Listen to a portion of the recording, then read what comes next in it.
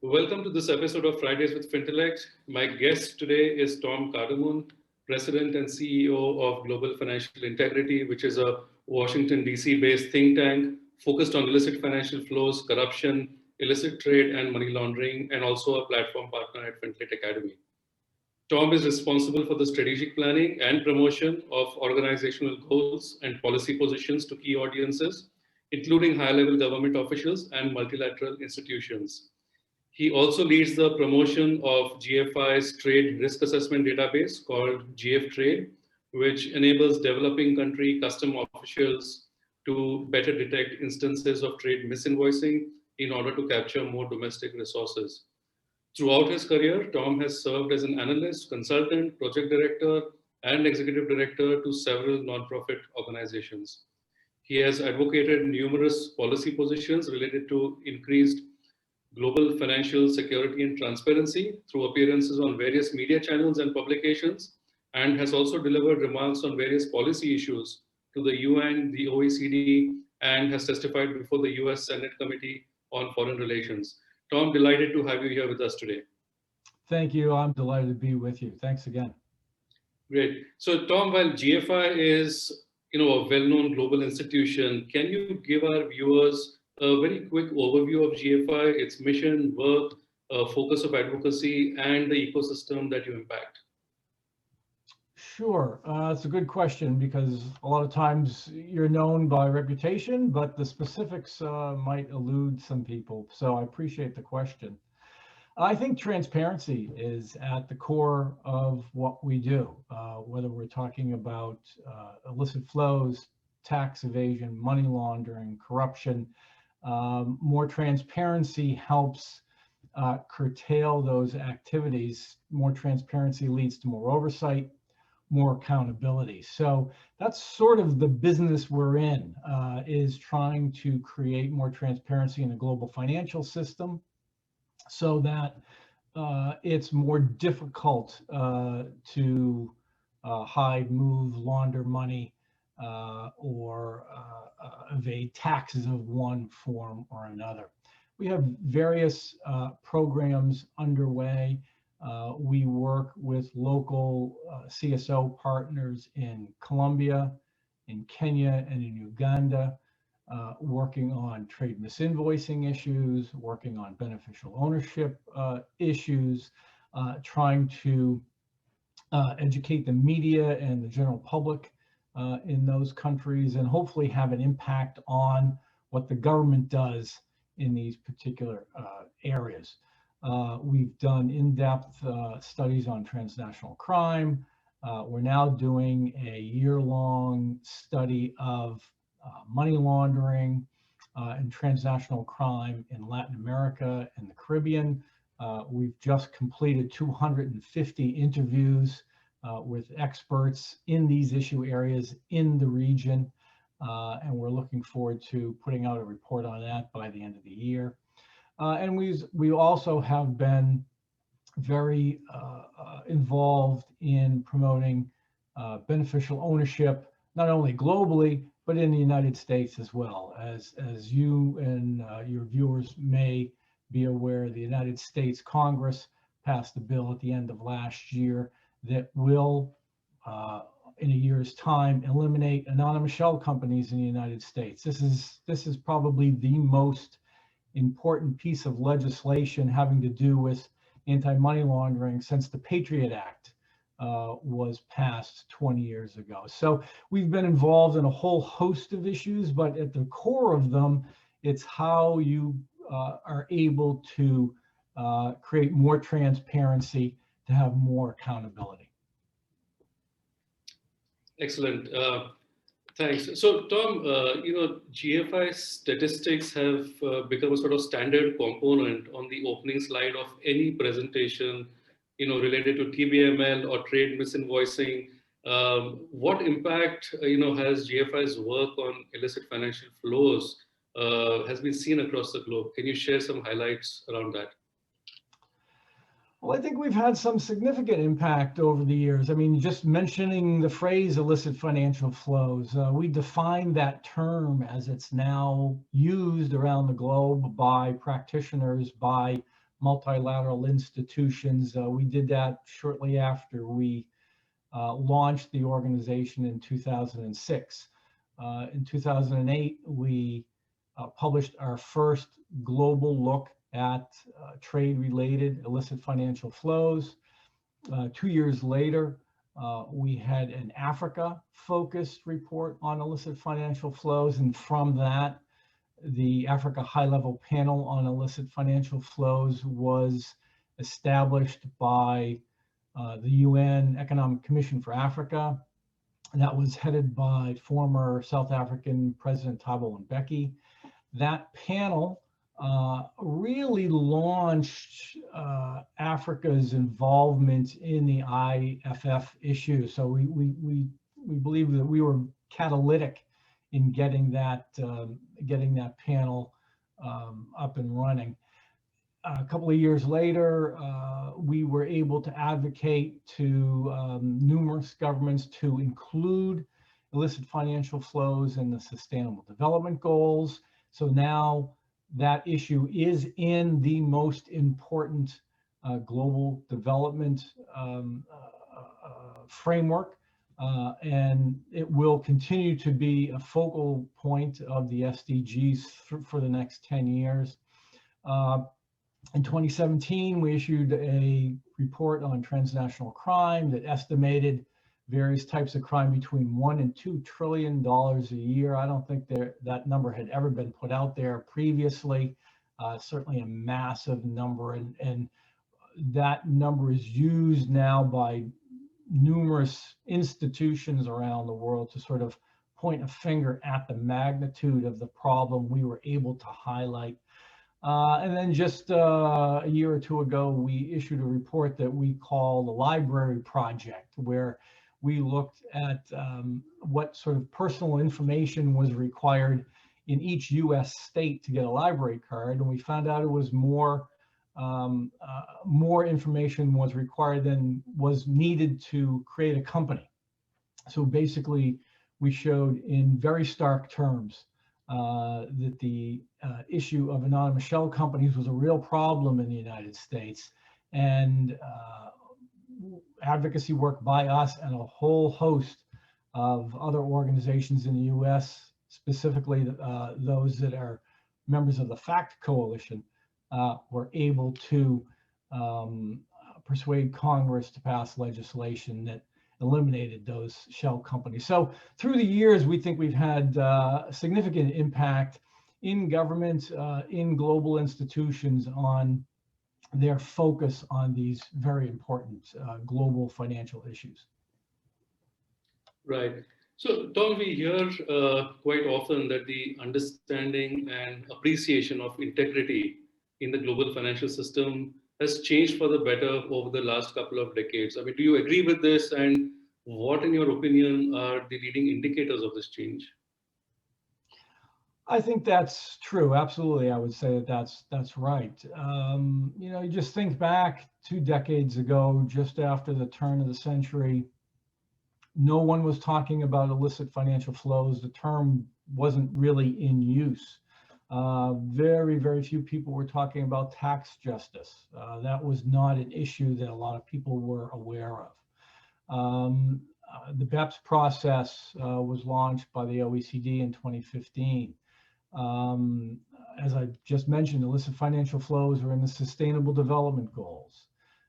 Beneficial ownership of companies is something that's growing around the globe, in Europe, in the UK, now in the United States. So I think there have been a number of markers over the years to show that there's a real growing understanding of the problem, I think is the first thing, and a growing effort to address those problems through various mechanisms. So I think a lot has happened in the last 20 years. We have a long way to go without any doubt at all. But I think a tremendous amount of progress has been made. Right. So, Tom, GFI's work includes, promoting transparency at the nexus of global trade, transactional crime, and corruption. Now, which amongst these would you say is the most difficult to tackle, if the world has to achieve better outcomes in the fight against financial crime? Well, I think they're all difficult, to be honest. Well, we'll start with corruption. Um, all you have to do is look at Transparency International's annual corruption perceptions index to have a sense of how difficult a problem corruption is and continues to be. Very, very few countries improve their ranking on that annual report. The countries that have always been particularly bad at this continue to be particularly bad, and the ones that are ranked fairly well continue to be ranked fairly well. I mean, you look at, just in the Western Hemisphere, just look at Haiti. In Africa, you can look at Nigeria or Angola. I mean, there's countries in every region that have significant intractable corruption problems that don't ever seem to get any better. So corruption certainly is extremely difficult to attack. Transnational crime as well. I mentioned a moment ago the report we did on transnational crime a couple of years ago. Between $1 and $2 trillion a year, massive amounts of illegal trade in a whole host of areas. That problem does not seem to be getting much better, and if it is, it's happening at a very, very slow pace. So, I would say all of the above. All of these issues are very difficult to affect in a positive way. I think it has taken decades to get to this point. We're not going to turn the ship around very, very quickly. It's going to take probably more decades to have a significant impact on it. But I think, as I said earlier, the fact that there are more institutions, there are more governments focused on this problem than ever before, I think is a cause for optimism that significant progress can occur with a sustained ongoing effort to address issues of opacity and the very things we're talking about, corruption. Right. So while we're on the topic of corruption, when we speak of trade, the issue of customs corruption does come up often. And, this is usually initiated by corporations. Now, is this really a significant menace? And if so, will it ever reduce?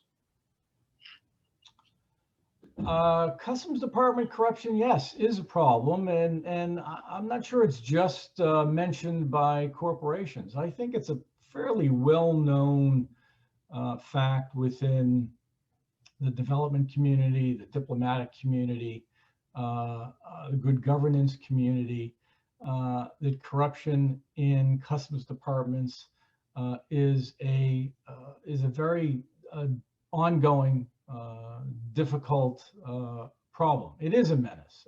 It strips countries of customs duties, badly needed revenue that they can put into various social programs. It reduces the amount of VAT that can be charged to importers. And at a time such as this, I mean, it's always bad, but at a time such as this, during COVID, when so many developing and emerging market countries are struggling to meet their challenge, their health care challenge, more revenue is needed now because of the critical health care needs of their countries. So I think this is a significant problem. It's been going on for a long, long time, but it's certainly something that deserves a lot more attention than it tends to get. Right. So, Tom, can you share how GFTrade is actually helping governments and institutions globally in their efforts to enhance the integrity of trade? Yes, certainly, and I appreciate the question. For those who might not know, GFTrade is a cloud-based database that various government institutions can use to identify when goods are not priced within a normal range of pricing for that particular product between a set of trading partner countries. In the case of customs departments, it allows a valuation officer to examine the price on an invoice for a product and then compare it in our system against the importation of the same product from the same exporting country over the past year. And within seconds, our database can indicate both numerically and graphically to the valuation officer whether the product that is currently sitting in the port is priced within a normal range of variation. And if it's well below or well above a risk sensitivity for that country, an investigation can get underway. And then if it is deemed that an improper price was put on the invoice, the proper amount of VAT and customs duties can be assessed. Now, I think the important thing here is it's done in real time. That is, while the goods are still in the port. This is not a sort of post-clearance audit process. This is a real-time process where real revenues can be collected by the Customs Department. Just to give you one example of the effectiveness our tool can have, one of our government clients found or identified $100 million in misinvoiced imports in one 3-month period. That gives you an indication of the effectiveness of the tool, and if there is political will within the customs and revenue departments, they can collect a significant amount of revenue that can then be spent on any type of program the government deems fit. So we really think that this can be a game changer for revenue collection. Now, it's not just the customs departments that can use it. The central bank can use it to look at exports from a particular country. Exports can be misinvoiced just as easily as imports. The fact of having central banks use our tool, they can see which exports have been misinvoiced and then can determine how much hard currency should have been coming into the country. It enables them to create a sense of what types of products tend to be misinvoiced most often, under-invoiced, so less money is coming into the country, so that they can then put in place rules, regulations, policies that can ensure that exports are properly priced in the future. And we have just recently begun to connect with commercial banks that provide letters of credit for international trade transactions, because they also are at risk for trade misinvoicing and the fraud that goes along with that. And our tool can be just as helpful to a bank making a decision on whether a letter of credit should be issued or not. And they can check, again, they can check the valuation of the products for which the letter of credit is being sought to ensure the bank is risk-free in any particular transaction. So there are many uses for GFTrade, and certainly we think one of the most important is enabling developing and emerging market countries collect the duties and the VAT that is due to them based on their imports and exports. Right, very interesting, Tom.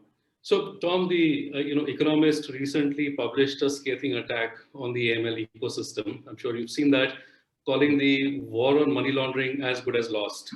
And similar thoughts were echoed by the Factory Panel report, which was published a few months back. Would you like to comment on this?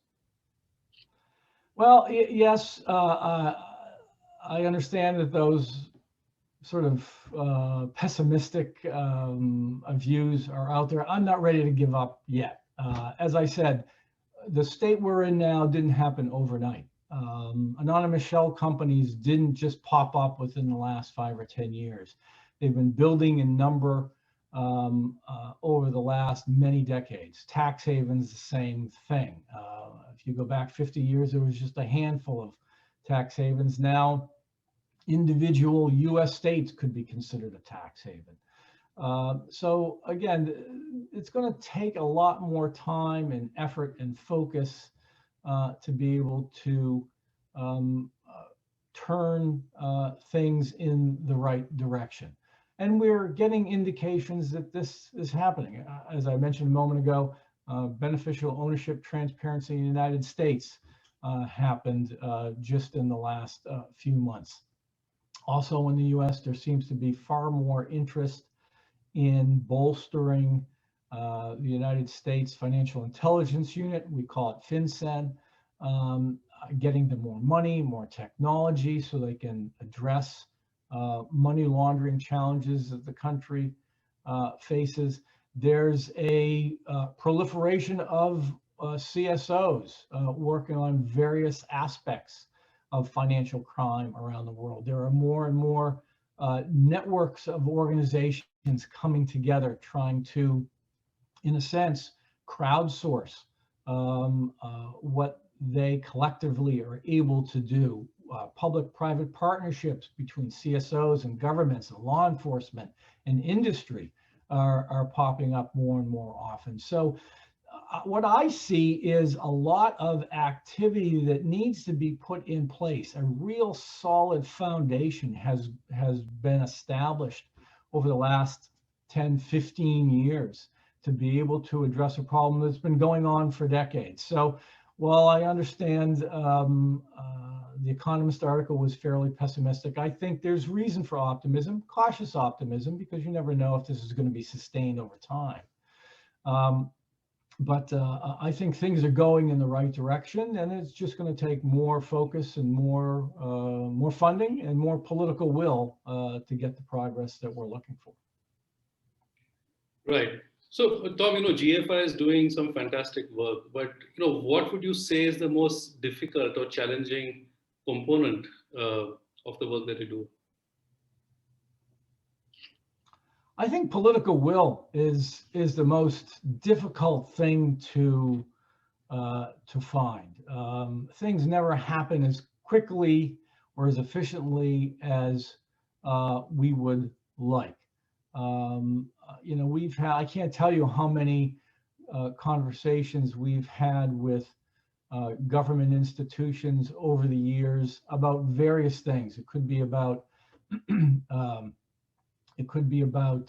GFTrade and whether they're interested in implementing our GFTrade tool. It could be about beneficial ownership. It could be about a whole host of transparency-related issues. And the conversations seem to go on forever, and you never seem to, get the person who's able to say, yes, we will go do X and we'll do it immediately. It's just slow, it's bureaucratic, it's oftentimes you're not sure whether it's by design or whether it's just because that's the way the system works. So cutting through that red tape, getting governments to enable, even at the ministerial level, enabling ministers to make decisions to go forward in a very focused way to address some of the issues that plague many, many countries around the world, whether it's corruption or money laundering or tax evasion, what have you.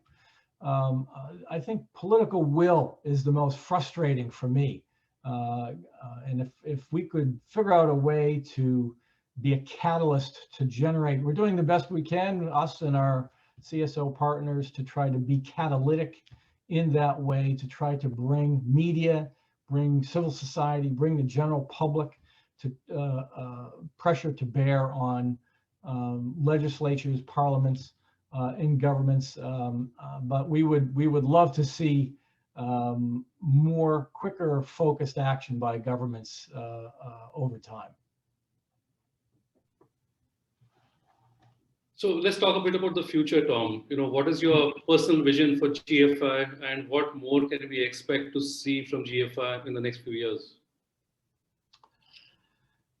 Well, I think what we're going to be doing over the next couple of years is focusing more on on international trade. If you talk or listen to any development economist or the World Bank or the IMF, you will hear the phrase that global trade is the lifeblood of the global economy and of individual economies, which is absolutely true. The more trade, as it's been shown, more trade means better financial performance. The sort of the circulatory system, if you want to call it that, of global trade is the merchant shipping fleet, container ships. These ships move cargo from one end of the globe to the other. And there's a lot of opacity in this process. We've begun to do some research on this area, and we're finding that at least a quarter, and we're not done, but I think it's probably going to be higher than that, at least a quarter of commercial container ships are owned by companies for which there is no beneficial ownership information available. Essentially, they're opaque entities. We don't know who owns them or sort of what they're doing on any particular day. Most merchant ships, container ships, have transponders so they can be tracked, but those can be turned off at any time. And so we're going to be looking at this issue. And we've begun to use the term trade integrity. How do you put more integrity into the global trading system? And how do governments ensure that their international trade transactions are transparent, properly priced, and are legal goods?